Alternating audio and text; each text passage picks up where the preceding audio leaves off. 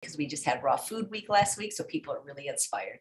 Exactly. Hey everyone, and welcome to Chef AJ Live. I'm your host, Chef AJ, and this is where I introduce you to amazing people like you who still are doing great things in the world that I think you should know about. Well, today is day 4 of Iron Chef Week, and we have 2 great chefs. They've both been on the show before. Today, we're also featuring raw food chefs, and I love the ingredients. I mean, my head is already spinning what I would make. And we were joking before, it's like, well, we could just put everything in the blender. Yes, but that wouldn't make for a very long show. So they might blend, but who knows what they're going to do.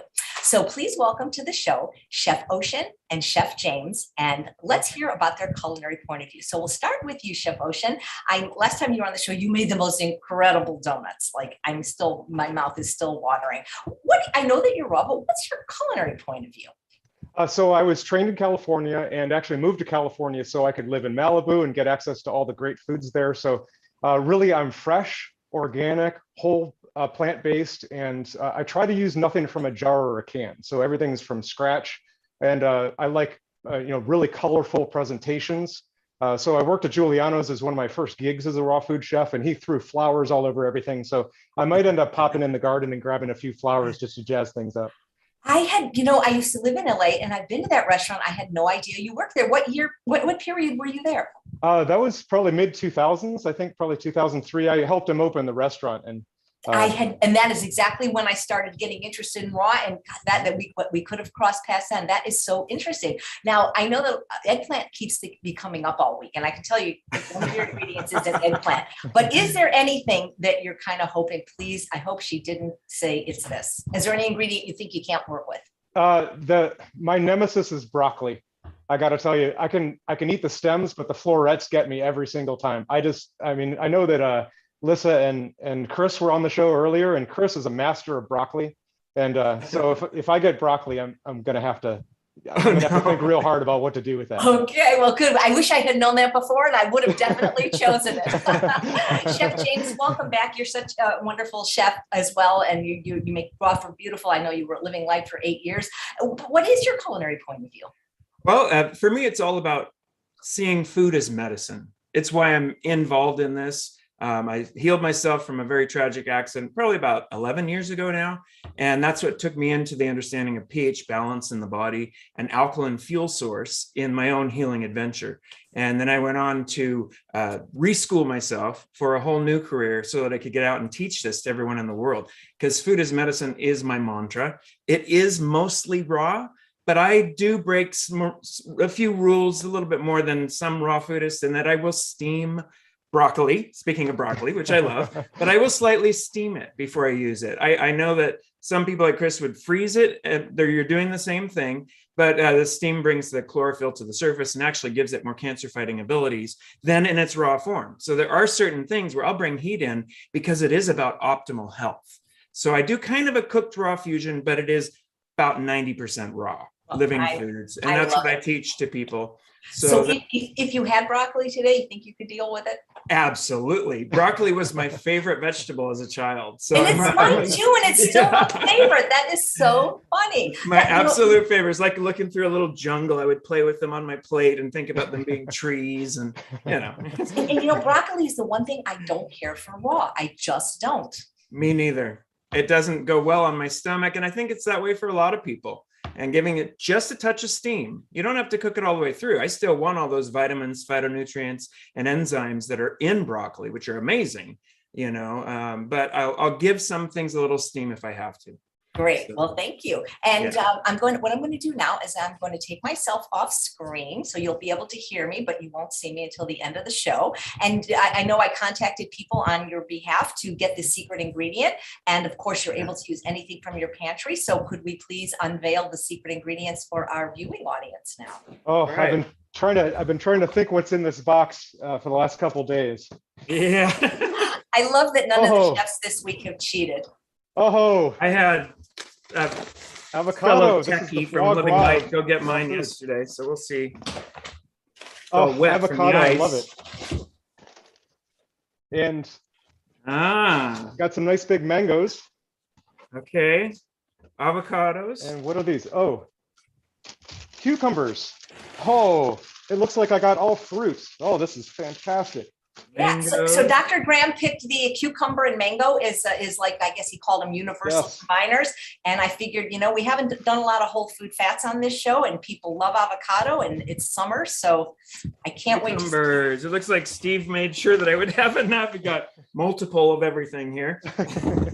So. How big is your cucumber, James? Yeah, right. Pretty big. Actually, I went to the farmer's market yesterday, so I might go over and grab the Armenian cucumber too. I love these. Since if we're going to be using cucumbers, I might twist it up and use that. Just felt with it so all about using local if I can, So I went to the farmer's market and stocked up on a bunch of random stuff yesterday.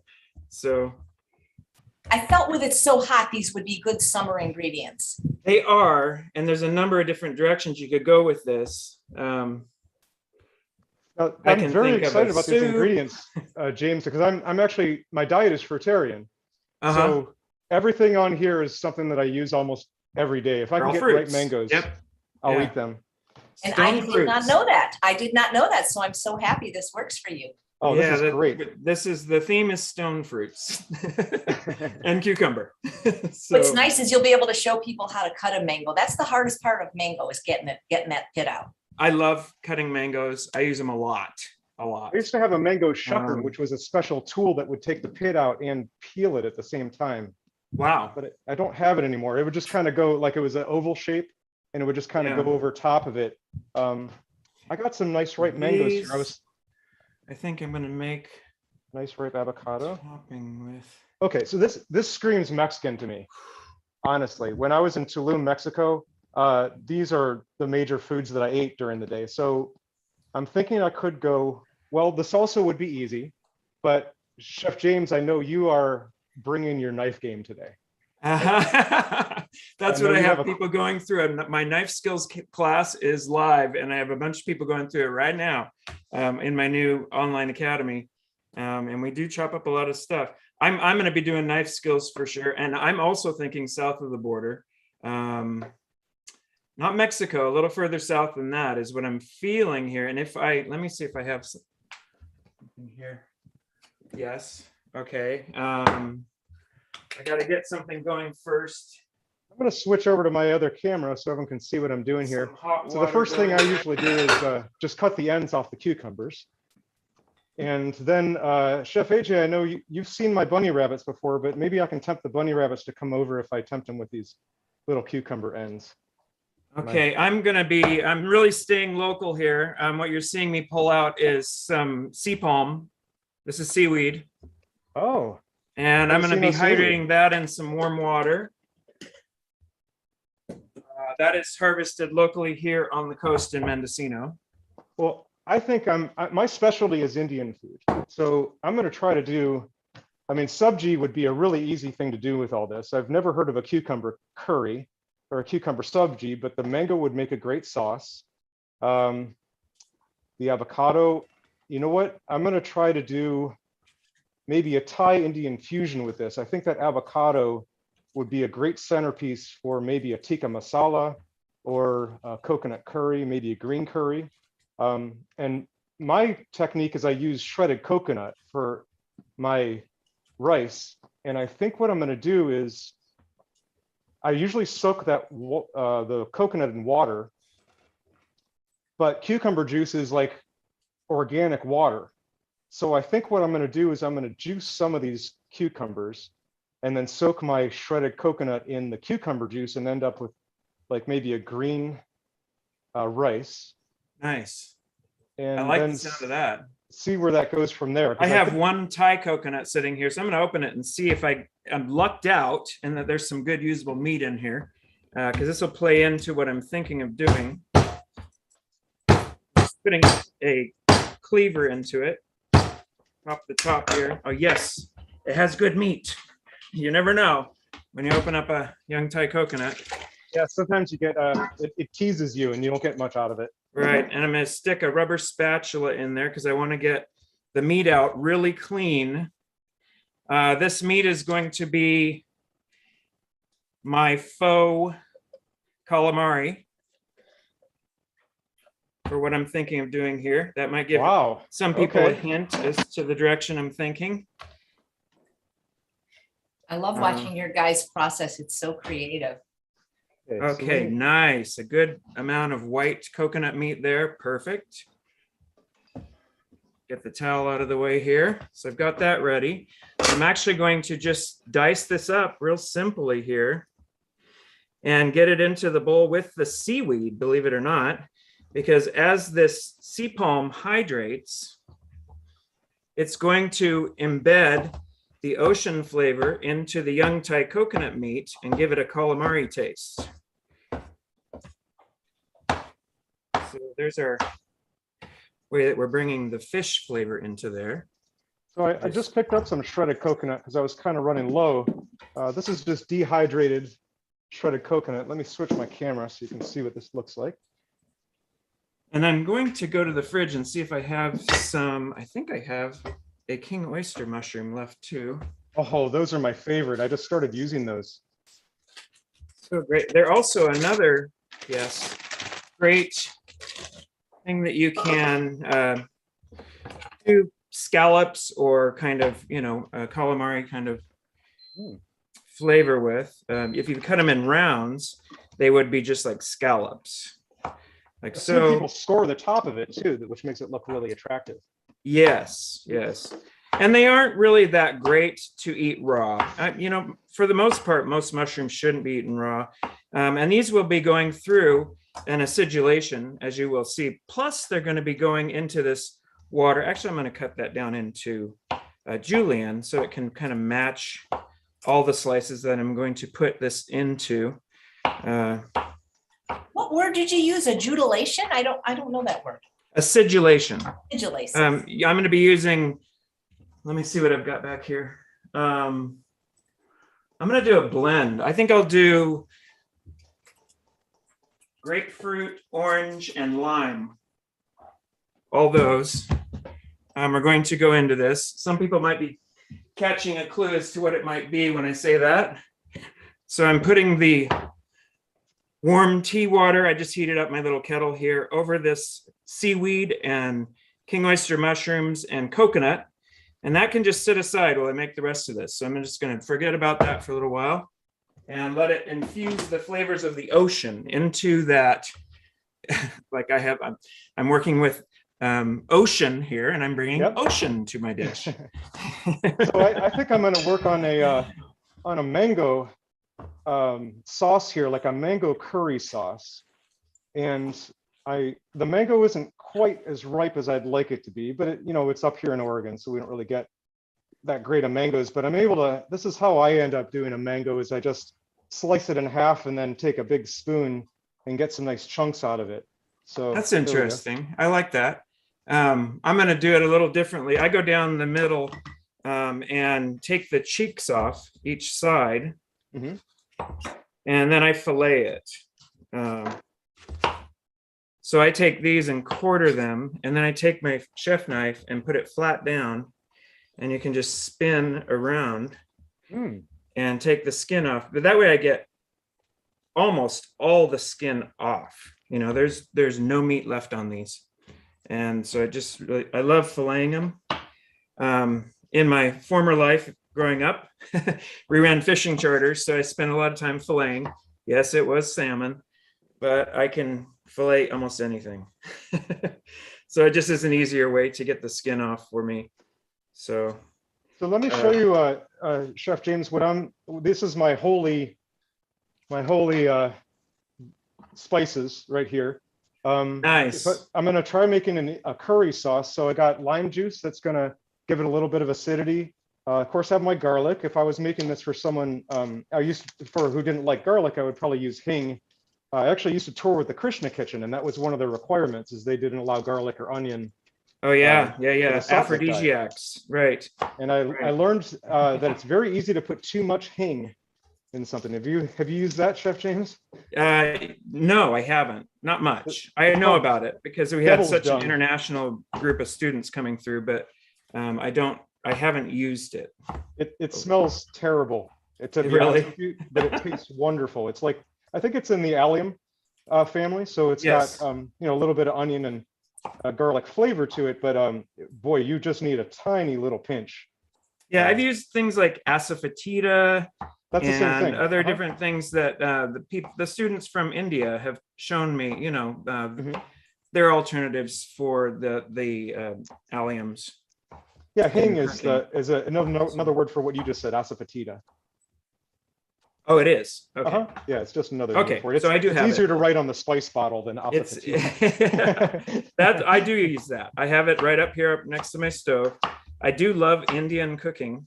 Okay, so I've diced all of this mango up. I've turned it into these just kind of julienne slices here, and you'll see how that's all going to come together when I bring everything together. So let me grab this. So I'm putting in my other favorites, which are jalapeno. I usually have serranos around, but I always have jalapenos around in my kitchen. I just can't get enough of them. And then you see I got my turmeric here. Turmeric, anti-inflammatory. As you mentioned, you do medicinal foods, so the turmeric is great for sports recovery or just general inflammation. Yes, and then I got love that. my ginger. So this is my big spice mix is the ginger, turmeric, jalapeno, garlic, and I'm going to put that in with garam masala, which I'm sure you've used many times, right? Yes, yes.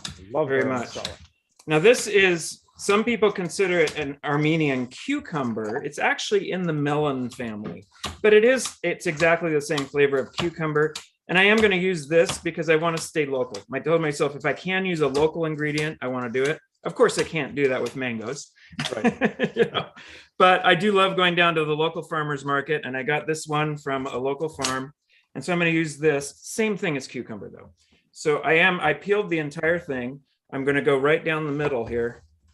And I am going to remove these beautiful seed beds. And look at the green seeds in these. These Armenian cucumbers are just so... Oh, that's gorgeous. Incredible. It's like almost fluorescent. And I won't throw those seeds out.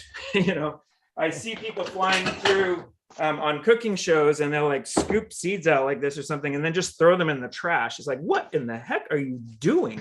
You know, cucumber is one of the most detoxing, incredible ingredients you could ever have in your kitchen. And there's no reason to throw any of it away.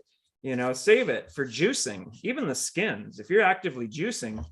And these seeds I'll put in my smoothies or in a salad dressing or something, you know. You know what I made the other day, throw them away.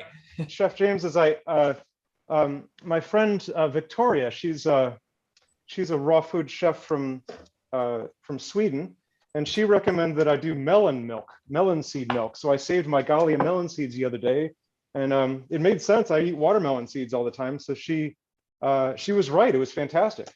Yeah, I love that. Utilizing everything we can, you know. I make a soup stock every week. So all of my peelings and extra things, if they're not going into the juicing container, they're going into the smoothie container, or they're going in the soup stock container, or they're going in the compost, you know, but very little goes in the compost. I find ways to use everything. So now I'm going to take these cucumbers and just turn them also into julienne strips. I'll start by doing just some very long julienne out of them. And I'm going to watch you cook. I got to watch you cut these because I might learn something. I know you're very, very good at nice. I like the bias cut. So I'm cutting them on a bias into these kind of julienne strips. Some of them are a little thicker here. So I'm going to run down. What I'm doing over here is I've switched blenders. I have two blenders going. The first one has my mango in it. And you just reminded me that I don't want to compost any of this. So what I think I'm going to do is I'm going to make my rice and then squeeze out the cucumber water that I soaked my rice in. This is actually, you know, the shredded coconut that I soaked it in. Squeeze it out, use that coconut as my rice, and then take the water and then put it into my sauce. Nice. Are either of you familiar with the Nutrimilk machine? Because you can make watermelon seed milk with it. It's pretty cool. Oh, I've seen that on your show, AJ. I don't have one myself. It fascinates me. I do a lot of plant-based milks, both seeds, nuts, and grains. I'll do oat milks, hemp milks, all kinds of different. Beautiful. Do you make your own nut butters too? Matching the cuts here. So you're kind of a julienne on a bias with my mango and the cucumber. So there's two of our main ingredients there. And I'm not going to do anything with the avocado just yet. That'll come into play in a little bit here. Let me move this stuff over to the compost or the soup stock. So what I've just done is I blended up my my cucumber juice with a little bit of soaked, the shredded coconut had about 5 minutes soak in it. I'm going to push this through a sieve and see if I can get that really awesome cucumber juice to be reused as my sauce while I make a rice out of this, out of the shredded coconut pulp that I have. Nice. I'm squeezing my citruses now. I'm doing orange. And where is that grapefruit? I'll put some grapefruit in here. This is a method of cooking with acid, is what I'm doing today. Breaking down the for those who haven't figured it out yet, that's a tradition that comes out of Ecuador or Peru. And it changed up when the conquistadors came in the late 1500s, 1600s, and brought their citrus trees to the region. And the locals there, who worked the ocean a lot, had traditions of putting these acidic fruit mixtures from the forest with the fish, which we know as ceviche. So that is what I'm working on here, is a ceviche. And the way that they would cook that, I say in quotes, the fish down, which could be, any number of different shellfish or whitefish from the ocean, was with the acid of limes. And it actually originally Sevilla oranges from the conquistadors that came over, but then limes later and lemon. And limes are probably more common now. Ceviches are throughout South America. All of the cultures kind of have embraced it, and they all have their own versions of it. So I've got my mixture of orange, grapefruit, and lime. When I first used to do this, I would just do lime juice because that's very traditional, but I like layers. As a chef, I like to make things that have multiple layers going on. And I found that this combination of grapefruit, orange, and lime together is so much more stunning than just lime, And so that's what it has turned into for me with my ceviche. So I've got this. I can see that the mushrooms have soaked up the seaweed water. It smells very oceany here. This is the sea palm. They look like little palm trees that grow in Mendocino area, and chefs love these because they're very soft to the mouthfeel and really easy to put into salads. I like to use seaweed a lot because it brings in iodine, which we all need in our diet. So it's a great source for iodine for anyone. So Chef James, I don't know if you can, I guess you can't see, but I got a really nice coconut curry sauce going here with my mango. So it's got my mango, my cucumber juice.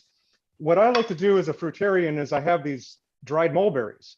Yes. And if I want to thicken something up, I'll just throw a few of these in here. No one's ever complained about, you're gonna blend. Are you saying you're blending those in? Yeah, I'm going to blend them in, and they're going to soak up a little bit of the extra moisture, so I can get a nice. Absolutely, and bring sweetness, and the pectin in them will help thicken it. I like that.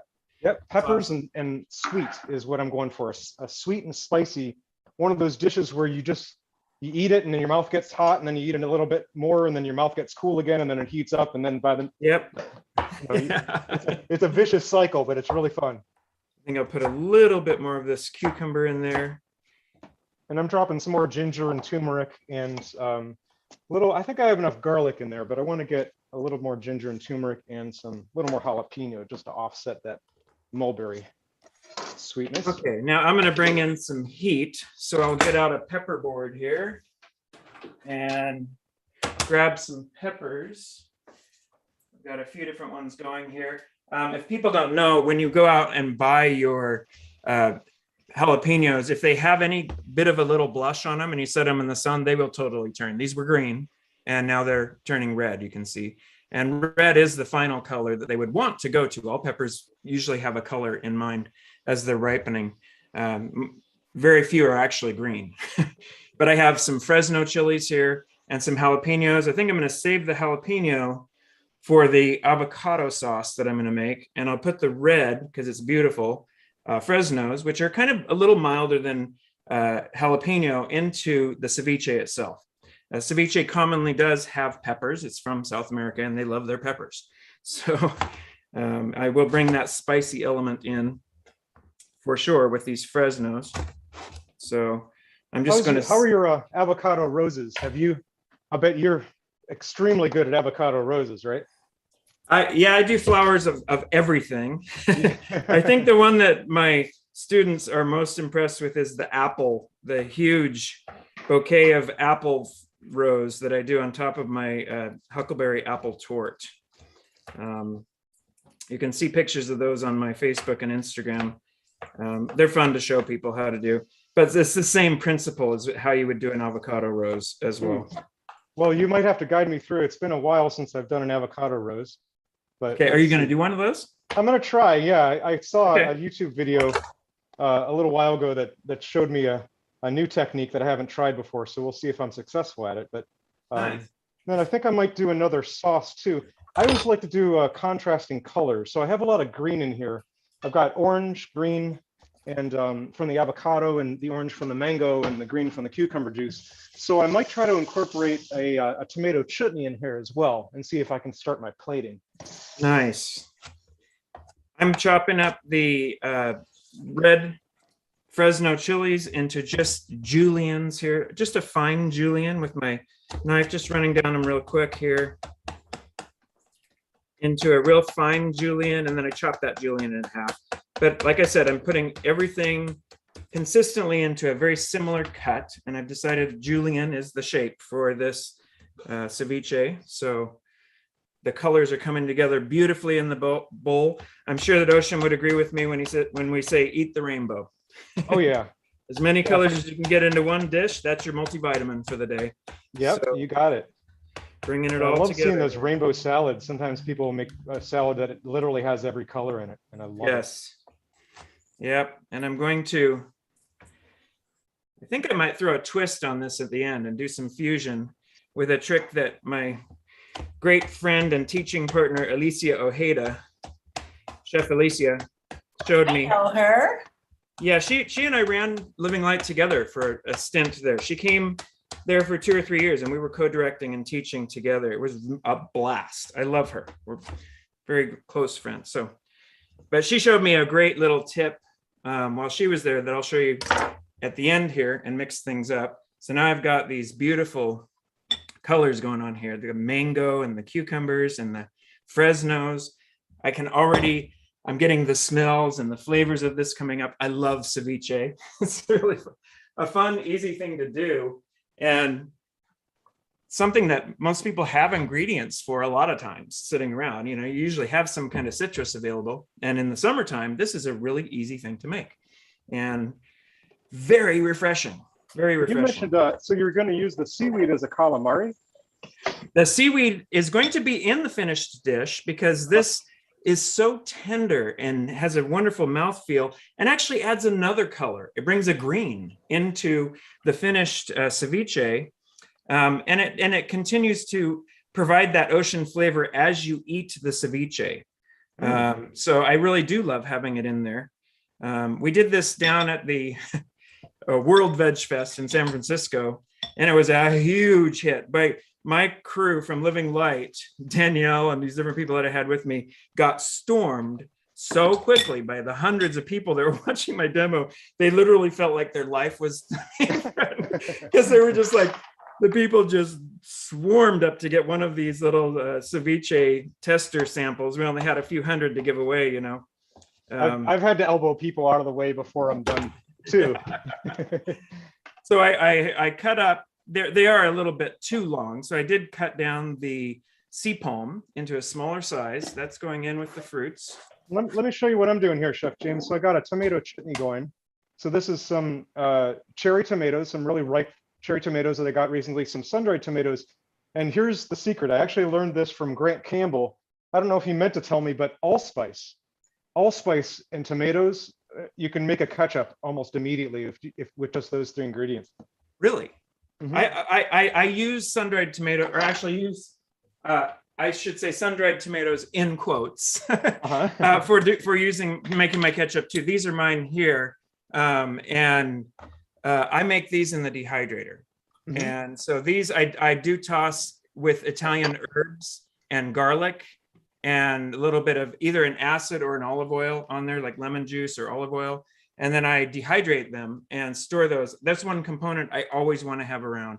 I love the depth of flavor that dried tomatoes bring, that emulate that sweetness of cooked tomatoes. When you're, cooking down tomatoes in a frying pan, they sweeten up. And these bring that same. These are your conversion flavor for sure in anything raw. So I get that. I love using those. And you've inspired me to put a little bit of lime juice in here too. I'm going to try something new because I think that's the idea here, is we're supposed to do something we haven't done before. So this is allspice, fresh tomatoes, as you said, quote unquote, sun-dried tomatoes, and a little bit of lime juice. And I'm going to use this just as a contrasting flavor to the mango curry. And then I'm going to start plating. How are we doing on time here?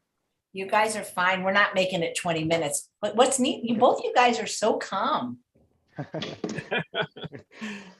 Okay, so I'm putting everything into the bowl now. I've got my young Thai coconut and the king oyster mushrooms here that totally smell like ocean at this point. Not like the ocean, not Ocean the chef.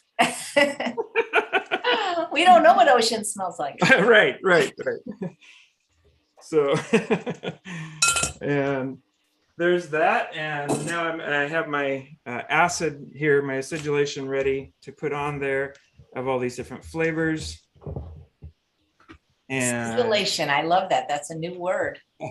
Acidulation. I'm also going to soften up because I'm thinking outside the box here, and I want to change this up. I actually should leave this here because it's going to be purple.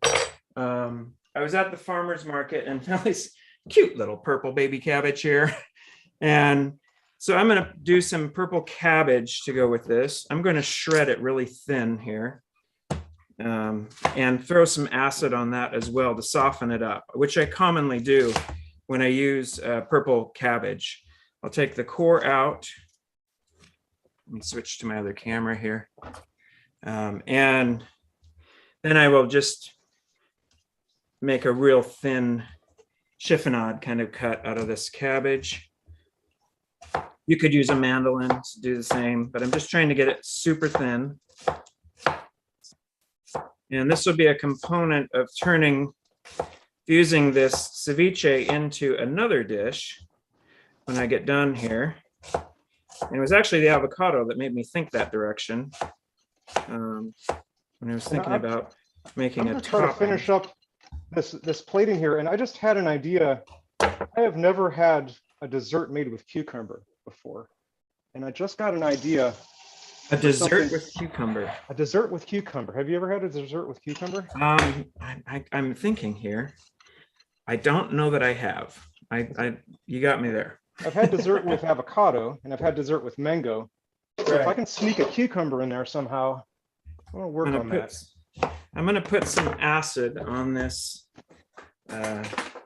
cabbage. I do like what putting a little bit of acid on there does to soften up cabbage. I saw that he was putting it in the freezer to soften it up on that show Tuesday, and I thought, oh, that's interesting. I use acid to do the same thing. I do like to.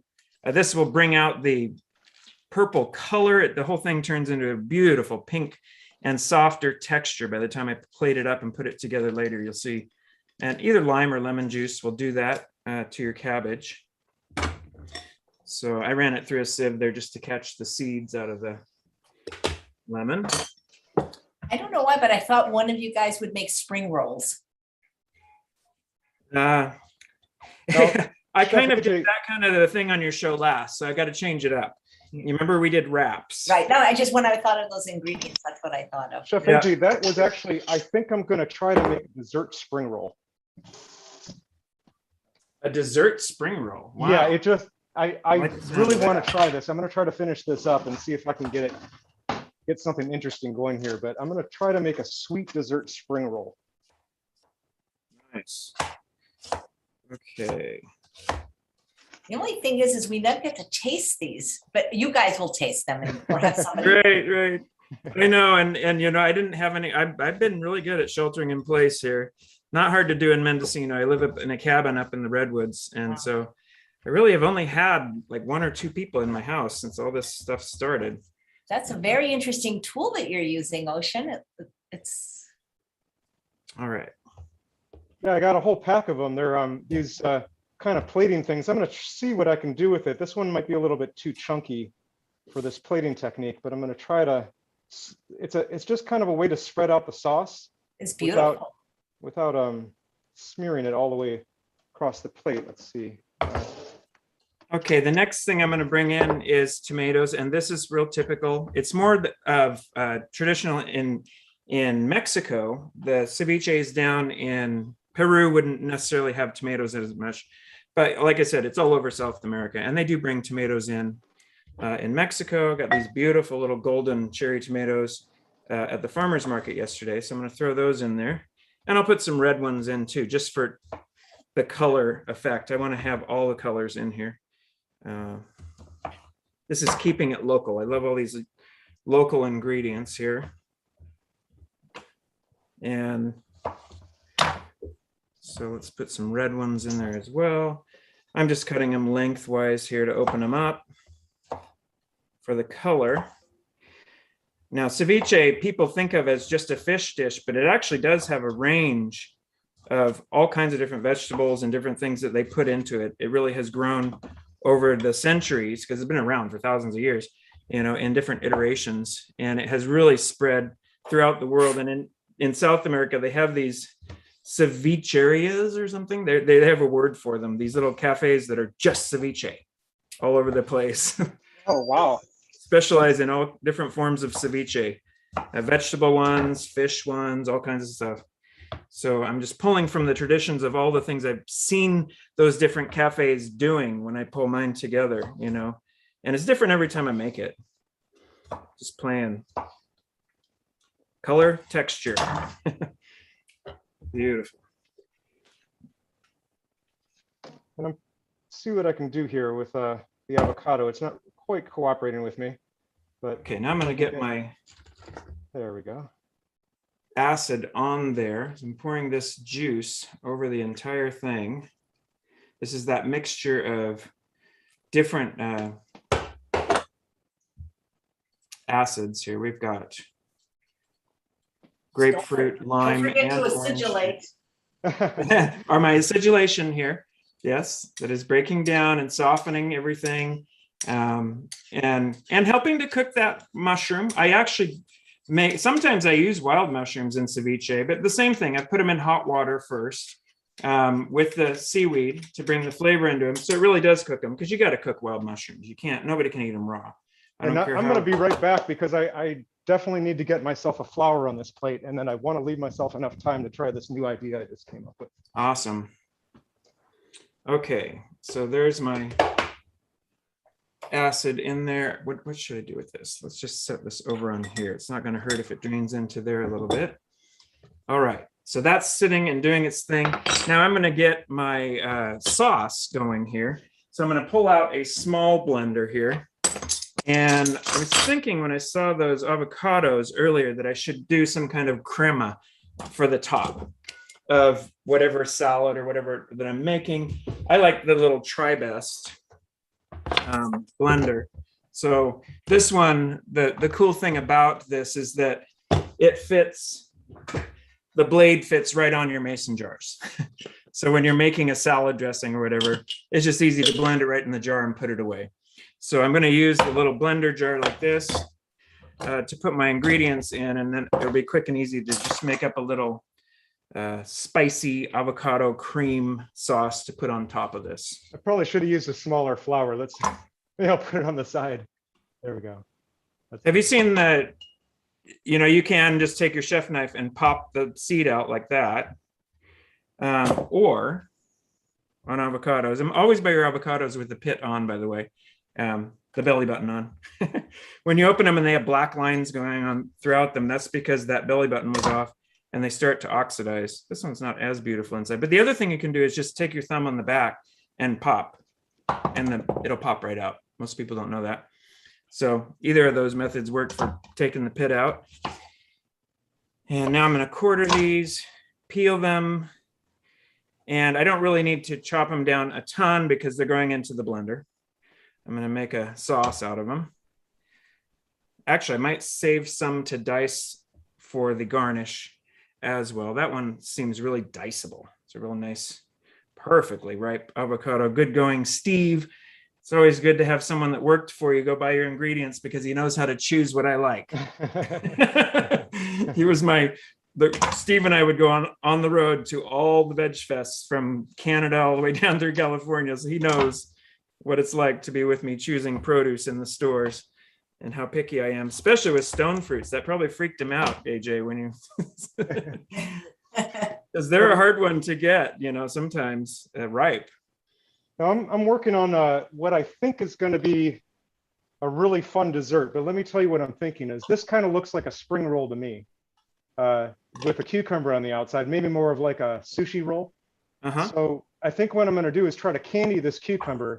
If I can use one of the mangoes and get the mango inside there, then I might be able to get the avocado in here by making a chocolate mousse and seeing if I could get candied cucumbers. Nice. As a dessert here. I like that. You guys are really creative. So I'm going to put, I don't like a boring guacamole. I'm just not a boring guacamole type person, or avocado sauce that's boring. I like heat. So I am going to put some jalapeno in here to excite up this little creme. Now you're talking, James. I love jalapeno. Gotta get it hot. And so I saved the more green one to put in here because of course I don't want to put red in with avocado. It will turn brown, So we'll heat that up with this green jalapeno. So Chef AJ, what I got here is a glass straw, the kind that you would use for to drink a coconut water with. And so I'm just putting the glass straw down the center of it, and that gives me a nice core. That is brilliant. And then I got a hollow thing. So I can. Okay, I think I'll just start with half of this jalapeno in here and then try it. I don't want to blow my head off. You never know when you're using peppers, Okay. So, and I'll put a little bit of water in there. Let me grab my water. You could put a nut milk in here, but I'm just going to stay with lower fat, natural fats. Some water in there and some lemon juice. That's next. I can tell that you're a really good teacher, Chef James, because it's just everything. I don't even have to watch you doing this, and I already know I can. And cilantro, of course. So cilantro, my idea is one of the stars of all Mexican cooking. We all know that, right? Oh yeah. I know some people think of it as soap, but I love cilantro. I was going to say that. Yeah, some people think that I think it's actually a predisposition. It is. It's a medical condition, and I can't even imagine it. Oh, I can't live with that. There's got to be some magic herb or something that you can eat to enjoy cilantro, because that's one of the joys of life. Right there. Cilantro is one of those herbs that's been around forever. They find coriander seeds in the tombs in Egypt. Wow. People have been using it in healing in many different ways for millennium, and it's everywhere. They find it in ancient China, India, the Middle East. And of course, then it was brought over by the conquistadors to South America, and then it became wildly popular throughout South America. So it's been around for so long. I'm kind of a food nerd. I always look up all the facts and histories on the ingredients, because when you're up in front of students teaching every day, the same demos over and over and over with 9 sessions a year, you want to have something to talk about while you're cutting and chopping and processing. So I just got into food trivia of everything you can imagine. Oh, actually, I'm going to put some garlic in here. Come to think of it. I'm going to try to, this is like putting a shoelace through a pair of sweatpants or something here, but I'm trying to get this mango inside my cucumber now that I've sliced it. Okay, so garlic, and maybe just a pinch of salt. Close your eyes, AJ. No, it's okay. You guys were, I don't mind salt. We like just a little bit. We like to keep the show oil free. I use the real salt from Utah. I really like the Redmond real salt. It's our, there's no carbon footprint on it like Himalayan salt. It's as local as we can get, and has all the full minerals in it. So if you're going to use salt, might as well use something healthy. All right, so I have a new secret ingredient here that I just started using, which is dragon fruit powder. And I love the color of it. And Chef AJ, I think I want to come back on your show and show people how I can do raw vegan Pop-Tarts. Whoa. It's my highest rated Instagram post so far. And what I found is I can use what's called blue pea powder. I'll show it to you on the camera here. And dragon fruit powder, and I can get those really artificial looking colors that they put in Pop-Tarts. Let's give this a taste and see if I want to adjust that at all. Oh, it's so beautiful. Then I've got got an idea here. So I'm going to use monk fruit powder, which is that low glycemic. Have you used that, Chef James? What is that? The monk fruit powder. Have you used monk fruit powder? Monk fruit powder. Yes, I have. As a sweetener? Yeah, I just discovered it recently. It's like, I used to use xylitol, but honestly, xylitol really hurts my stomach. Really? So there's xylitol that's from corn, and then there's xylitol that's from birch. And I find that they're very different. Yeah, there's erythritol and a couple other ones too that are all basically fermented sugars. But this monk fruit powder, I tried it and I couldn't believe how sweet it was. Are you talking about Lecanto? That might be the name of it. That's the brand. We had that at the school. They actually donated a bunch to our program because they thought it would be fitting for Living Light. So we used it for years. And it is good. It's a erythritol with the monk fruit in it. In the same way that xylitol is a erythritol with the syrup of birch in it. So the base of both those is an alcohol-based sugar. And anyone has to be careful. You don't want to use too much of it. It's great for just sweetening things up a little bit, but it can be, and that reminds me, I'm going to sweeten this up a little bit because of that acid. I'm going to put some date syrup in there. I love whole sweeteners for the, instead of sugar. Some people might put agave in here, but I don't do agave. I don't like the science, what it's shown on using that. So I would much rather use a date syrup just to cut that edge of the acids in here. It can be a little sharp. You always want to sweeten it up just a touch.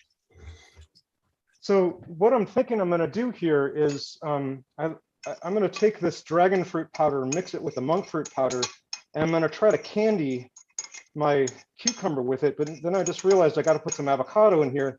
And of course, I was kidding with my girlfriend in Sweden.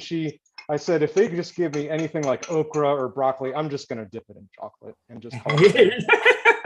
So, chocolate covered okra, chocolate covered onion, I don't care. It would have been a totally different direction if we had had those ingredients. I can tell you that. I'd be running in a totally different direction than what we're doing here, for sure. So I'm going to use the avocado and actually going to put chocolate and dates in it. And I'm sure you've done this before too. It becomes like an avocado chocolate mousse.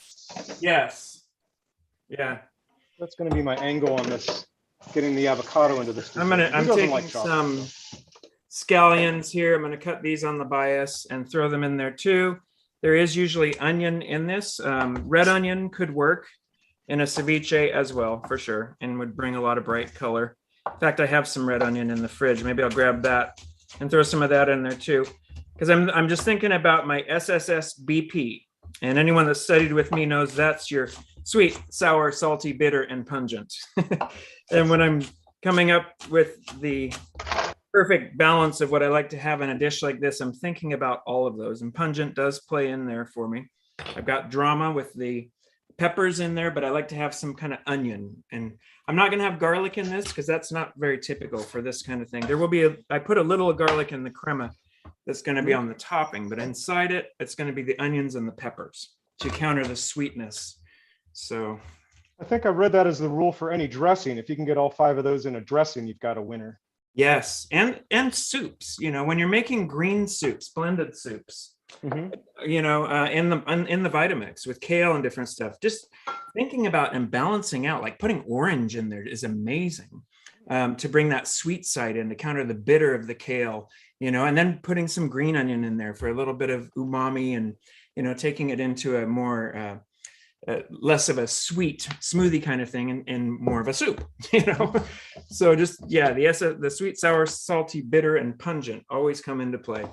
One of the basic core principles of what I teach when people are wanting to know how to alchemize their own food at home, you know, and figure out how to convert their own recipes into living foods. These are the core things that once you get them down, you can turn and look at any recipe and convert it.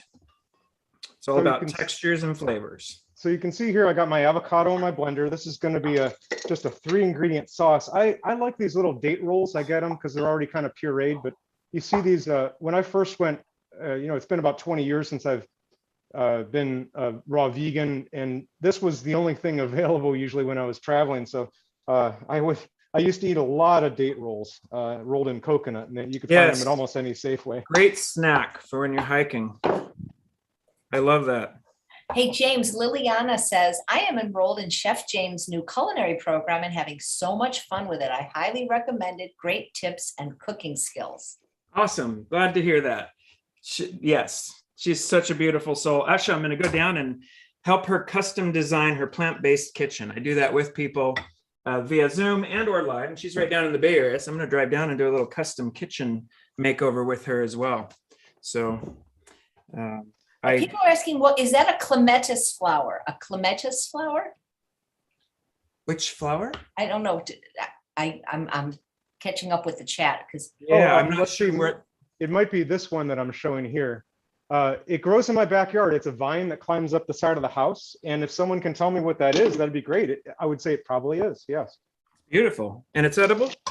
That I guess we'll find out. So maybe stick with me for another 20 minutes. Yeah, you might want to know that. Okay. Yeah, dial 91 for me. Would you mind? Right. So I'm putting fresh cilantro in. I didn't put the cilantro in until we got close to the end here, because I wanted it fresh, you know, and it would have gotten lost in all that acid if I put it in too early. So I'm getting close to my finish here of what I'm going to do with these things. And it's going to come together.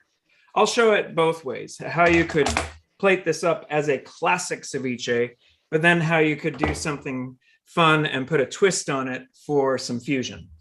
So let me think here. I got to get a safety glove out, and I'm going to pull out my mandolin here. I got some air bubbles in my avocado mousse here, but I'm going to try to get this going. I know we're kind of running near the end of time, but I want to see if this dessert works. I'm really excited to see if I can get it. I also have some pickled serrano chilies. I lacto ferment almost everything, and so I will garnish with my lacto fermented chilies as well. So I'm going to take this. Is that basically your own hot sauce then, Chef James? I make my own hot sauce. And in fact, right up here, I have one that I need to blend up that's just finished. And this is black garlic. I also ferment black garlic scape, and then peppers fresh from the farmer's market that's been fermenting. And it's going to be a dark black garlic hot sauce. Can't wait to see how it turns out. Well, I just made this chocolate mousse, and I think I just got to go sit in the corner and eat this because it's avocado and chocolate and dates. Oh yeah, this is going to work. Yeah, I might have to have someone else finish my plating for me. So I'm going to turn the screen here so people can see what I'm doing. Oops, looks like that camera is getting low. Well, we'll have to stick with this one. I'm running jicama over a mandolin here, and this was the thing that Alicia showed me when we were running low on tortillas, but wanted to make some tacos at the school. And she said, do we have some jicama? Let's just make jicama taco shells. And you think, what? But it works. It's really cool. So See, these here will be my taco shells. I'm going to make some mini tacos filled with ceviche here. Change it up. Trying new things. So this is my fun experiment here. If you remember raspberry zingers, I used to eat those like Little Debbie. Oh my God, I love those. Yes. I'm going to try to do something reminiscent here of raspberry zingers. Okay. And we'll see how it comes out. I actually teach lessons each week, and one of my students, I gave them the option of, well, what do you want to do this week? We could either do ho-hos or zingers, and I haven't heard back from them, so I have a feeling like they're both debating which one they want to do, but that's always been my dream, is I see if I can get zingers and Twinkies and ho-hos and Pop-Tarts and all that as a raw vegan. Nice. So I'm laying out these sliced jicama taco shells here, and then I'm going to douse them with some, let me see what I have here. Well, that's perfect. Taco seasoning. Organic taco seasoning here. Let's get a sieve and a little bowl here. So I'll just put the taco seasoning into a little sieve so I can tap it lightly over these. It actually gives them more of a brownish orange color, but it brings that taco flavoring into them as well. And so the jicama, because jicama is like a blank slate. You can take it any direction you want flavor-wise. I love it. Mm-hmm. It's so crunchy and fresh. Have you made fries out of it? I've seen that before, jicama fries, where you just kind of season with some chili powder. And wonderful with doing French fries as well. I do a paprika. I do a smoked paprika fries with it. Really nice. But this is just beautiful. You can see they have nice, beautiful color now.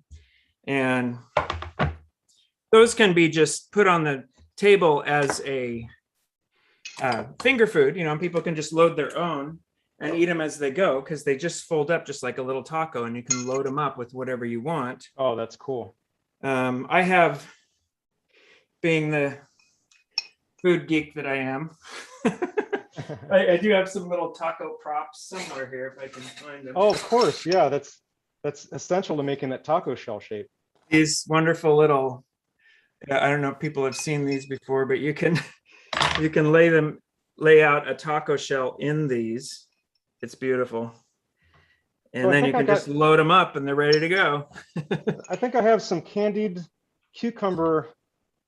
I don't know what to call this. I want to call it spring rolls because that was your suggestion, Chef AJ, but I think they're going to be, I think I'm going to slice them like sushi rolls and see if I can get them to look nice on the plate. Maybe the color is just beautiful. I mean, you couldn't have picked better colors to go together, orange, green, and purple. Love the dragon fruit. Oh, fantastic.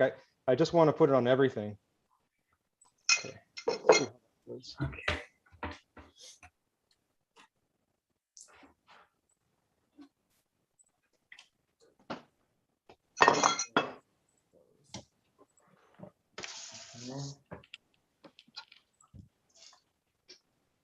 So what I'm ending up here with is it's a candied cucumber with a avocado mousse.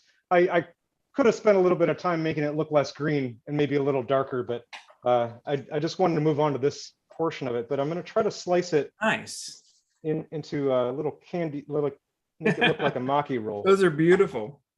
Is that the right word, maki? Is that where the sushi with the sushi rice on the outside? Yeah, yeah. Mm-hmm. I'm going to put my crema into a bottle here so that I can put it on as a topping.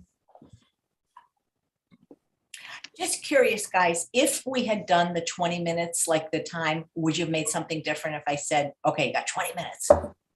I would have made I would have made a salsa. You know what direction I would have taken this if you did that is a gazpacho. Mm. I have some watermelon behind me and some heirloom tomatoes. I would have whipped up a watermelon because it has cucumber in it as a base, which is real common in gazpacho. So that when I saw the cucumber and mango, I thought, could have done like a mango salsa on top of the gazpacho soup with cucumber and tomatoes, things like that. So I would have just chose a faster route where the blender would have helped out. So a few different ways that you can plate this up. I've got my red cabbage here that's all softened. And I put that into, I like to use champagne or martini glasses. And the red cabbage underneath looks just gorgeous. And then I just place this ceviche on top of the red cabbage and layer it up. This is a really gorgeous way to, or meal to serve as an hors d'oeuvre for any kind of summer gathering. I did dice up a little bit of avocado that I can put on the top. In addition, I don't like to stir the avocado in because it just becomes mush in the actual ceviche itself. So I save some for the top. Yeah, you want that kind of like the cubes to stay cubed, right? Right. And then I've got some microgreen cilantro. First thing we're going to be doing in my living foods class that's coming up is starting with growing our microgreens. And so I grow these microgreen, cilantro, sunflower sprouts, and peas, tendrils, you name it. I do it. I have them all sprouting right now because the class is coming up. But I love the little microgreen cilantro there on the top.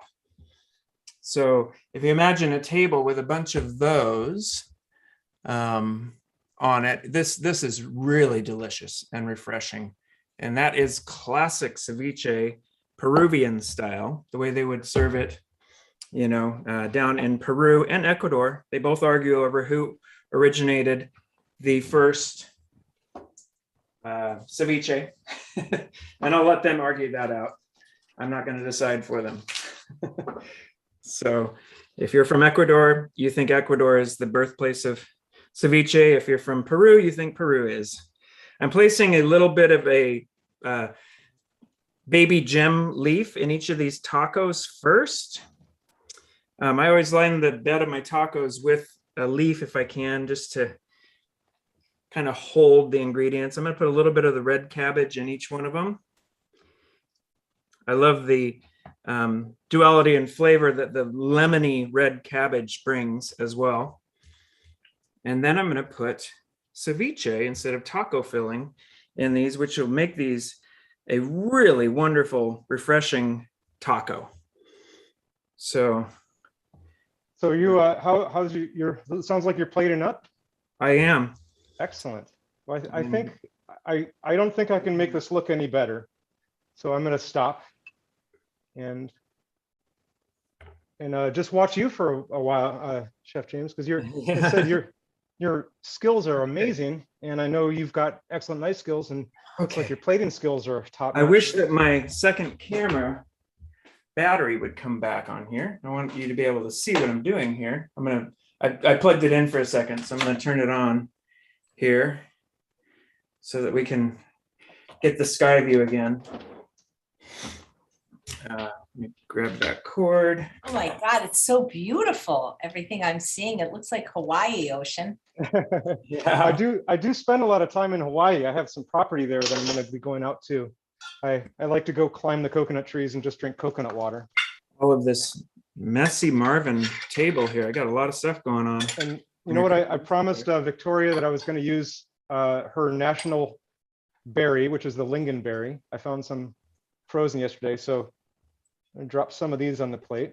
So here's what I have going. These are the tacos that are in jicama shells. Oh my God. I mean, my mind is blown. It's like you guys are creating art.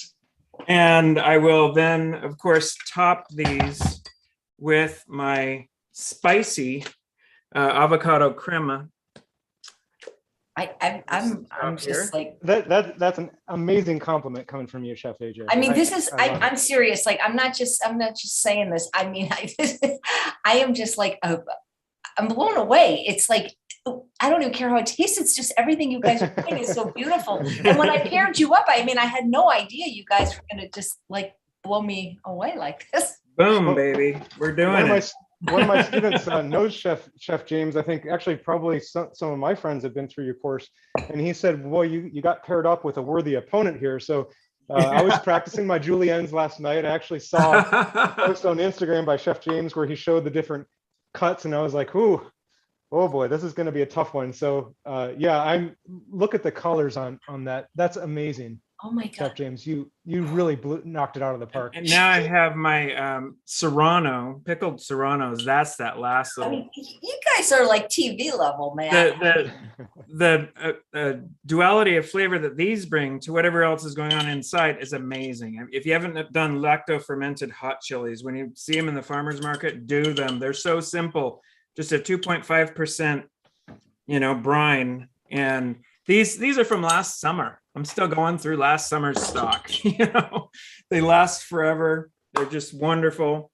Now look at the color there. Now that I have the When you guys are done, I'm going to put you on screen one at a time, so you can pickled kind of talk about peppers what you on did. there, and I love this. This is. And I'm going to try to grab I a took my bunny own too. ceviche to a different level with all the limits of this competition. So it's great.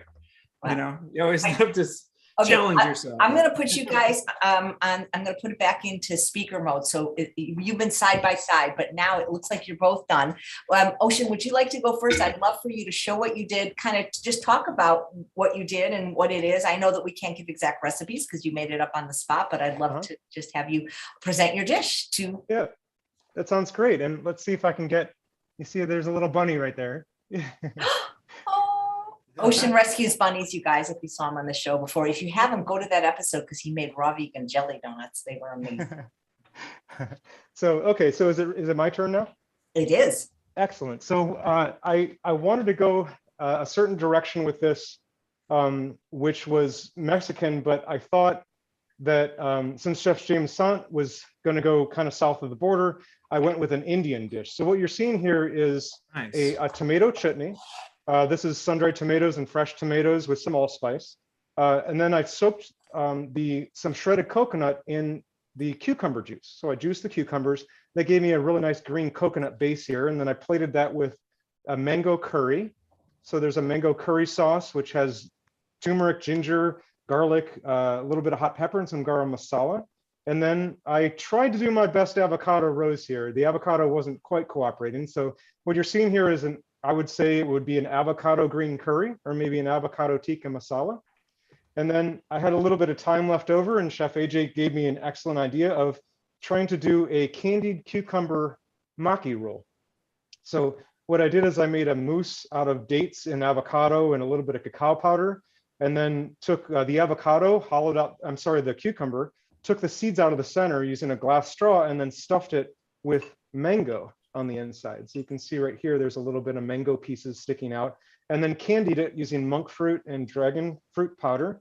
And yeah, that's, as you said, it was kind of Hawaii inspired. So this is my dessert candied cucumber dish. Would you like to taste it, or is there somebody in your home that could taste it? Because my friend was going to come over and taste it, but yes, let me switch cameras, and you, I hope this is going to taste good, but let me get my chef tasting spoon out here. And here we go. All right, so I'm going to try, I'm a dessert first kind of person. So I'm going to try the dessert first, if that's all right. So here we go. So candied cucumber dragon fruit. Oh, oh, it's so sweet. That monk fruit is so sweet. Oh, this is really good. Let me see if I can show it to the camera. There we go. It's just glistening with all that dragon fruit powder. Crunchy, sweet, fantastic. Nice. All right, Dessert first. Dessert first, because life is short, right? That's right. Always eat dessert first. You never know what's going to happen. You don't want to leave dessert sitting on the table. So this is the second dish. This is the avocado tikka masala. So avocado is kind of taking the center stage here, and I'm going to try to get a little bit of everything. So I have a tomato chutney, I have a cucumber cucumber coconut rice, and some mango green curry sauce. Oh, it's fantastic. It's sweet. It's spicy. I think the spice is going to kick in a few minutes here. All right. Well, I wish you could both taste this, because I mean, you can't go wrong with avocado, but I think this is going to be a winner. This might go in one of my future books. This is what I love about doing the Iron Chefs, because it gives you guys more recipes, because a lot of the recipes in my books came out of Iron Chefs. Absolutely. Wow. Yeah. All right, well, I'm going to continue eating this. I think, Chef James, I'd love to watch you eat your dish. Okay. That was amazing. And thank you for rescuing bunnies. We love that about you. Of course. Yeah. All right. And I bet your bunnies are raw vegan too, right, Ocean? They are, yeah. In fact, I'm going to feed them some of the leftovers that I have here, the compost. They eat the cucumbers and the mangoes. So yeah, they're raw vegan. I also want to show you something fun here. Aren't bunnies raw vegan anyway? They are, they can't help it. Yeah, exactly. They can't help it. And Right. I want to show you one fun thing is look how colorful my white cloth is. It's all green. Lovely. And Hey, eat the rainbow, you know? All right. So I have, I'm going to switch cameras here so we can see this a little more up close here. I did take them a taco direction, but when I'm serving this ceviche in this way at a dinner party, I would take my raw vegan corn chips, and you know these, Chef AJ, because I made these on the first show I was ever on with you. So those same corn chips, you just stick those right in the top when you serve these at a dinner party. And that's the perfect way to serve your ceviche. And people can just eat this with the chips, you know, so you'll have extra of those on the table. That's classically how I always do ceviches, have some kind of chips out there, some kind of chips that I've made, you know, whatever they are. This time I went with Alicia Ojeda's little idea of these wonderful taco shells that you can make out of jicama. Just, I use the waffle slice on the mandolin and then put some taco seasoning on them. And you could just eat them up like this. They're so good. I'm telling you, these are so delicious. And I laid them into my little taco holders here and put down a little baby gem lettuce that I got from the Nye Ranch up the street and or just north of Fort Bragg.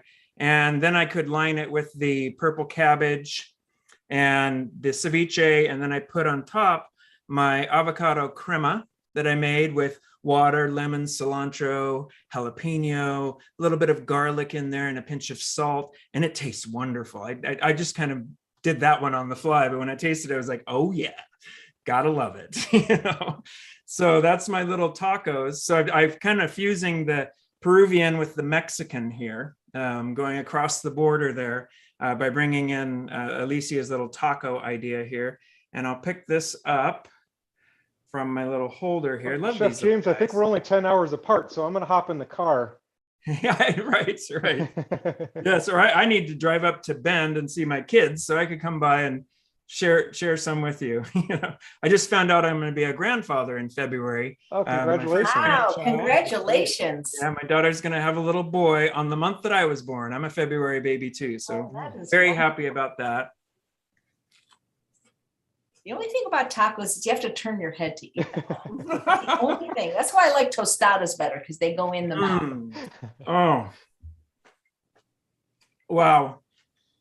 I don't like to talk with a mouthful of food, but this is so good. I wish I could explain to you. What hits me is that the tartness I get on the cabbage, but then the sweet of the mango comes through there. And then the fattiness of the avocado just delivers the flavors all across your tongue. And those little zots of heat from my fermented serranos are dancing in and amongst all of it. And then layers of crunchiness. You know, normally a taco would have a crunchy shell. Jicama is crunchy, and it brings that crunch. And this is truly a living taco, you know, even more so than the corn chip, by using the jicama as a taco shell. And it totally has the flavor of a taco shell with that taco seasoning just dusted across on the top. You know, that's the Frontier Foods, you know, organic taco seasoning.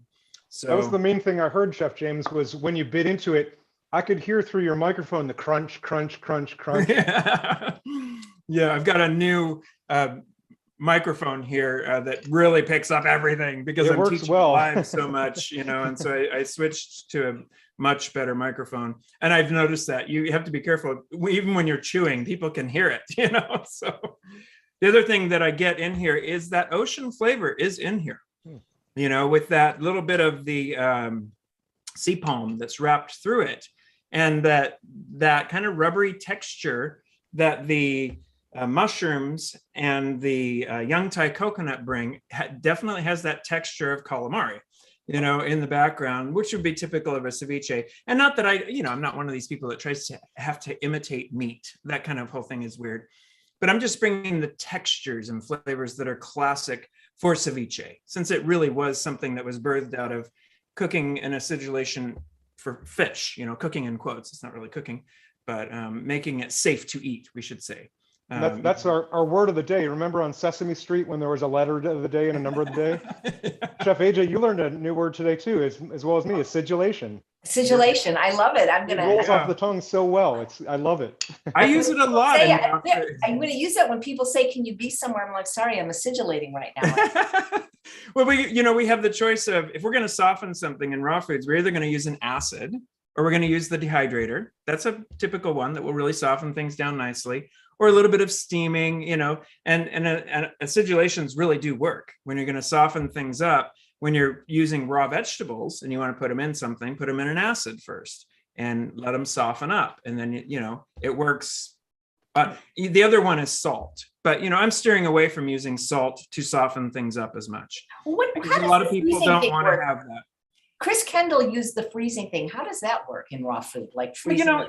It will work. But, every process does something to food. And the freezer does work. It softens it up. He's right. The cell walls expand and explode within the fruit or vegetable itself. And so it's going to be softer when you take it back out. Yeah, but the ice crystals basically break it down, right? Yeah, but the freezer does drop the vitamin level and some of the things a little bit. Just like steaming would, or, anytime we handle food and start processing it, we're changing the nature of it. But that is why I do like using an acid. I'm not cooking at all when I'm doing this kind of, food here. This is really taking it and staying optimal nutrition. And that's what I often get asked too, Chef James, is what's the difference between dehydrating? If you're dehydrating something or you're marinating it, why is that not cooking? And where I draw the line is, if I was going to go through that process, like of being frozen in a freezer for 12 hours, I probably wouldn't survive, right? But I could go into a dehydrator at 115 degrees for a few hours, but maybe not 8 or 12 hours. But I think you hit the nail on the head, is that cooking chemically changes the food. And, it does. And anything that you're doing, like marinating it, acidulating it, dehydrating it, freezing it, it doesn't chemically change the food. So the enzymes, et cetera, those are all still intact, so you're not damaging it, and your body can still digest 100% of it in a similar way. Totally. And when I say dehydrating, I'm not saying going over and cranking it to 150 degrees, under 120 degrees, and I slowly warm things up. These chips are raw. They never went over 120 degrees, and they have a wonderful snap to them. They're crunchy. They store for months in the pantry. I make all my own chips of all different kinds, vegetable chips, mushroom chip. Everything can be chips. It's a great way to clean out your fridge. And my take on fruitarianism is then that I've actually stayed away from dehydration, even though I have a full repertoire of dehydrated foods. I'll teach people what I call raw foods, but I myself eat what I call living foods. And that's where I'm kind of making the differentiation is dehydrated foods are really fun. They don't do any damage to me, but I do have to drink a lot of water afterward. I'm also no salt, no oil. I use minimal spices, and I'm trying to use essentially bring out two what I consider the most essential nutrients are fiber and water, right? So the more fiber and water that you can get, the healthier you'll be, because that aids elimination. And I think that dehydrated foods, they taste fantastic, but I'll have trouble eliminating them. But eating like these, for instance, these maki rolls that I just made, these candied maki rolls, it's completely water rich. The cucumber isn't any different. And then the same with the avocado. As you said, the avocado is like a whole, it's not an extracted oil. So you're not using avocado oil. Whole fat, right. The avocado is nice and slow release. And what the difference is that you're retaining the fiber of the avocado to hold the oil to release it over a longer period of time. So that way you're not getting a concentrated dose of oil, which does shock water. Yeah, the water retention, the hydration of your body with all the raw stuff. I absolutely agree with them. And I don't do a lot of dehydrated stuff. It's always a little side thing, like this chip to the ceviche. We're eating a bunch of high water content stuff. And I do agree, anytime that you are eating dehydrated chips or something, you got to drink water, because you got to rehydrate this stuff in your body, or it's just going to take the water from your body and dehydrate you, because you take water away from something, it wants it back. If you've ever stored it outside of a closed jar, your chips will become soggy immediately, because things that have had the water taken away want it back, and they'll take it from your body. So that is a really good point. And I use the dehydrator as a tool to create things that are a complement, a component. And I want to have of a dish, 90% of it be living foods that are going to provide that hydration to your body and that optimal nutrition to you. So it's only a condiment on the side. Like I don't use processed sugar. So I have jars of all kinds of dried fruits. I have dried mango, I have mulberries, I have everything you can imagine. When I have extra fruit, I dehydrate it. Then I can blend that into a powder and use it to sweeten a dessert or anything that I'm making, instead of going for not even coconut sugar or all these processed sugars, So those are the areas where the dehydrator becomes a real important tool for me, because I want to stay processed sugar free, and creating alternatives for salt. We mentioned no salt. Right. Lime Take juice, a whole head of celery and dehydrate it, chop it down and dehydrate it and make a celery powder. And it's this sodium rich, for soup broths, for anything, salt-free flavoring that is wonderful. So that's where I love it as a tool for components. And sun-dried tomato juice is what I like to do when I soak my sun-dried tomatoes in water. I'll hold on to that water and then use that in a soup because of all the organic salts that are coming out. Absolutely. And that you never need to put salt on tomatoes when you're going to dehydrate them, because you'll see they just have so much natural sodium in them once they've dehydrated down. And that's another one. We were talking about that at the beginning of the show, that your sun-dried tomatoes, I do my own dried tomatoes in the dehydrator. And those are a great component. I use them a lot. Anytime you're going to be bringing in that cooked tomato flavor to a nice that umami flavor, it's fantastic. Yeah, to any kind of marinara or anything, it just gives it cooked without having to go to the stove. And for my living lasagna, couldn't do it without it. One point I wanted to emphasize before Chef AJ says the party's over and everyone has to go home is that I always try to envision what my target audience is for these too. So, I've been eating a raw vegan diet, fruitarian for a couple of years, raw vegan diet for about 20 years. And the food that I ate 15 years ago, 10 years ago, 5 years ago is different than the food I eat now. So I always think that raw foods, even if it's not living foods, even if it's dehydrated, the target audience might be different than people who have been on a raw diet for quite a while. And some people may still want to use salt and still want to use oil. And the key is to enjoy the food, but make sure that it's a healthy alternative to what you're already eating. And that builds the raw foods journey, essentially moving from cooked foods or a meat-based diet or the SAD diet or any diet that's not serving you anymore.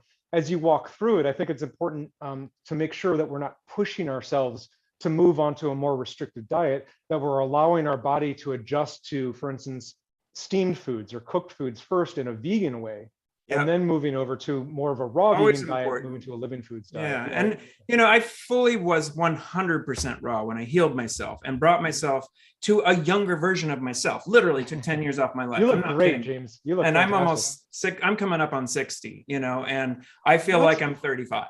And I do yoga every morning, and I have the energy I had in my mid 30s. So honestly, that's and this is what does it. But I'm a realist after teaching it for 8 years and watching all these graduates return to their countries all over the world. And I follow them online, we all stay in touch. And none of them stay 100% raw. They get the healing powers of it. They love the transformations of their body. They love teaching it to people, but they're all going to find that little bit of cooked element they're going to bring in themselves. And so the whole new academy that I've created is where you can come and go through all of my living foods courses up to certification, and I will show every recipe 100% raw, but I'll have cooked versions as well. So we'll do a minestrone soup that is absolutely 100% raw, but then I could add some cooked beans in on the side for someone that wanted it to be a little heartier.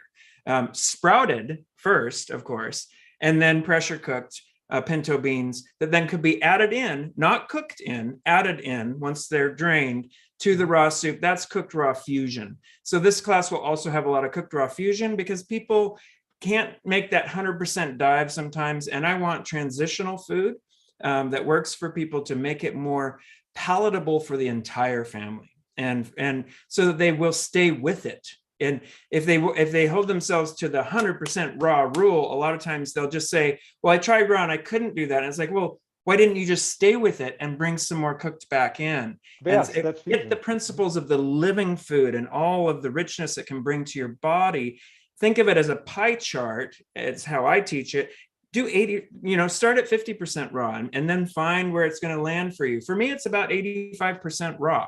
If you guys were cooking for me, I'd be 100% because Dr. Graham challenged me. So oh, you would be. I had a whole week of raw food. I don't know if you guys saw, it was last week, and Dr. Graham challenged me to do a whole month. And I said, I can't commit to a month, but maybe like 10 days. But if you guys were making the food, I would do it all the time. I mean, I know you would, Chef AJ. I know you would. It would be. If you want to come up to Woodstock Fruit Festival, I'll be there in August. And then actually my series of books is called Living Foods for Everyone. And that's aimed, like I do, I'm actually working on a chicken nugget recipe, a chicken tenders recipe. I got a sausage egg McMuffin recipe, but my books already cover breakfast with sausage and eggs and bacon. And I actually have a raw vegan Thanksgiving feast where I make turkey and mashed potatoes and apple pie and sweet potato pie. But I also got to say, this is one of the few times that I've been the youngest person in a raw foods group here, in a vegan group here. I had no idea that either of you, I'm 48 and but I could have easily guessed both of you as in your 30s. Easily. Wow. That was how you're the age I was when I started this whole journey back when I got injured. I was about 48 years old and started my whole quest into learning about pH balance, figured out alkaline fuel source coming in was the only way I could get to that 7.365 pH to heal dramatically from total paralysis. My neck had collapsed. It was a bad accident. Wow. And it was an amazing journey. But raw food came into my radar all of a sudden, because if you're going to do alkaline, you can either choose to drink baking soda and water to alkalize your body, or you can say, where else can I get alkaline fuel, which is all raw and living the way Gaia gives us everything from nature, So where can people find more of both of you? I know, James, you have an academy, Ocean. Do either of you teach regularly for like regular people to learn more from you?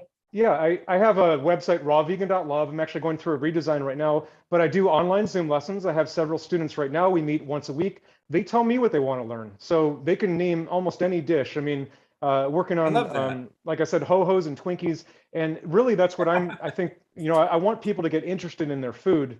So, I'll teach you whatever you want to know on Zoom. It's a sliding scale. And then I have a series of books, Living Foods for Everyone, that's coming out. The next installment is called Living Foods for Athletes, which is a high protein meal plan, a 14-day meal plan that emphasizes very high protein foods and sprouts, but you don't even notice that they're high protein foods, all plant-based. And then I have a Mediterranean book coming out. And then one of my favorites will be coming out later this year, which is going to be late night drunk food, right? Is that diner food, the stuff that you go and eat after you're drunk at the bar and it's 2 a.m. and you go to Denny's. Late night drunk food. Late night drunk food. You don't have to get drunk to eat it, but it's going to be like chicken nuggets and Pop-Tarts and pizza rolls and Hot Pockets and all those kind of things. So rawvegan.love is my website, and that's where you can keep an eye on me. Instagram, it's also at rawvegan.love, and I'll keep updates on there as well. Yeah, so people can follow along on I'm Plant Food Chef on Instagram and Facebook. And also James Sant on Facebook, but Plant Food Chef on Facebook and Instagram for sure.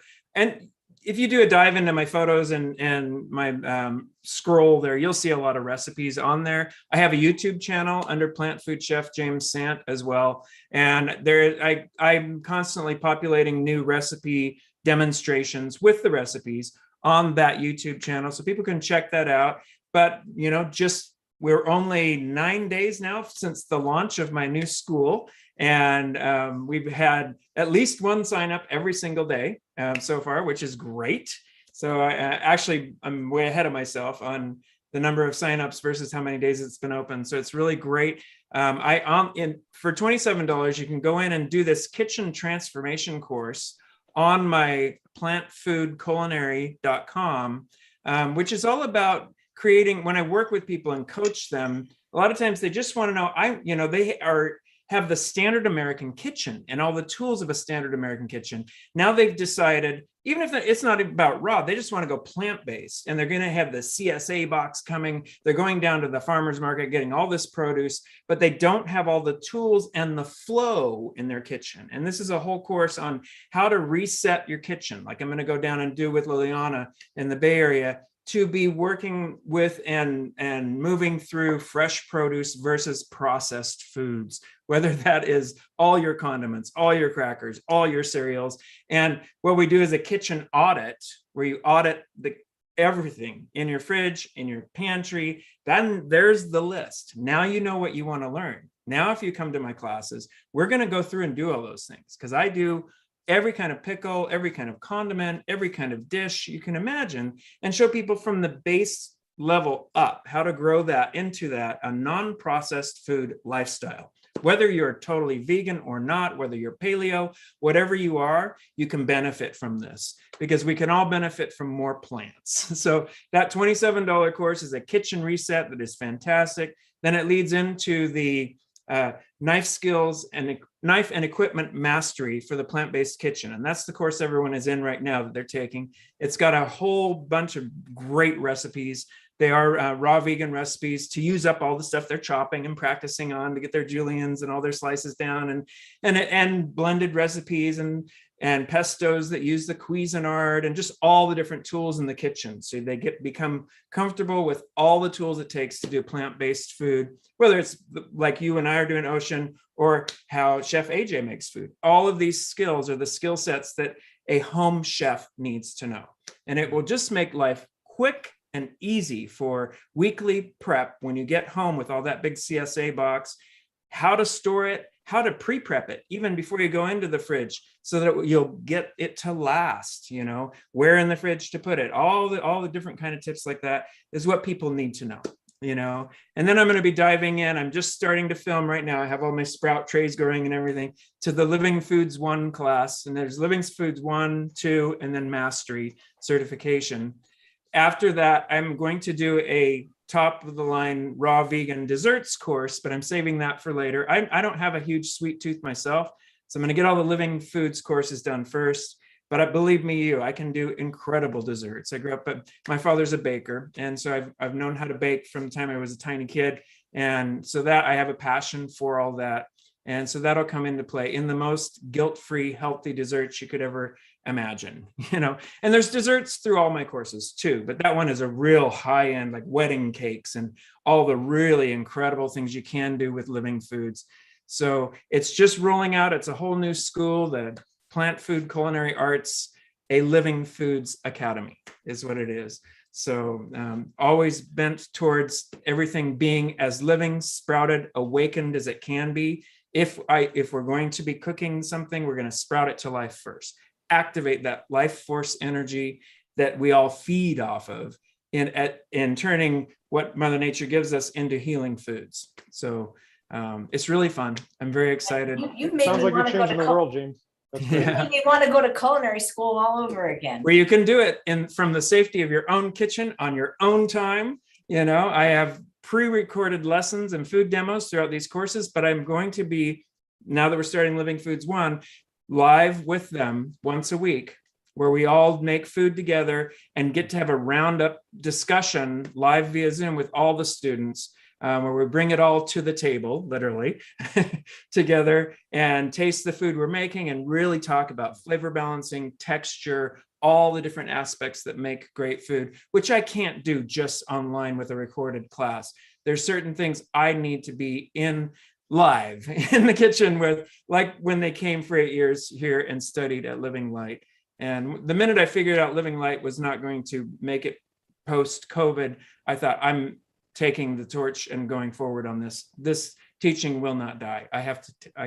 I just have to do it. Well, we got to get together next time I go to Ore Hot Springs, because that's one of my favorite places. That's pretty close to you. And that's right up the street. I live in Mendocino, so that's right. Turn it. Yeah, I lived in Ukiah for about the 10 years, and that was I basically lived at Ore Hot Springs, and I ate at the Living Light Institute Cafe many times. And so I hope you make those tacos for me when I get there. Yeah, they're so good. I'm going to fully enjoy this today. I have so much here. I need to invite a bunch of friends over or take this somewhere. Tell them to put it on the menu at Stanford Inn. That would be a good idea. There's also another Fog Eaters Cafe. I was down there last night with a student from Israel, and then Steve, my IT guy, so he could transfer the bag of the goodies over to me for this whole thing. And the Fog Eaters Cafe is a wonderful little new vegan restaurant in Mendocino, which is also spectacular. Highly recommend that place. Anyone in this area, if you're coming to Mendocino, you got to check out Fog Eaters Cafe. She's doing. Well, guys, thank you so much. And thanks for showing people that raw food is not just smoothies and salads. Absolutely. Ocean, are you holding something up? Yeah, I was showing off the maki roll actually started to melt a little bit. It didn't? Yeah, it started like the cucumber juice made the dragon fruit powder all glistening. So it kind of transformed as we were talking here. And what was the red? Was it strawberry? The red was dragon fruit powder. Dragon fruit powder. That's what it was. Yeah, that and monk fruit powder. So anyway, I just invented something new and now I'm watching it transform in front of my eyes. So I'm having a lot of fun with it. Well, really is living food. You know what I mean? Guys, thank you so much. You really blew me away. This was extraordinary. And thanks all of you for watching another episode of Chef AJ Live. Please come back tomorrow when the SmackDown continues, when we have Chef Kelly Williamson versus Dylan Holmes from Well Your World. Thanks again, chefs. Take care.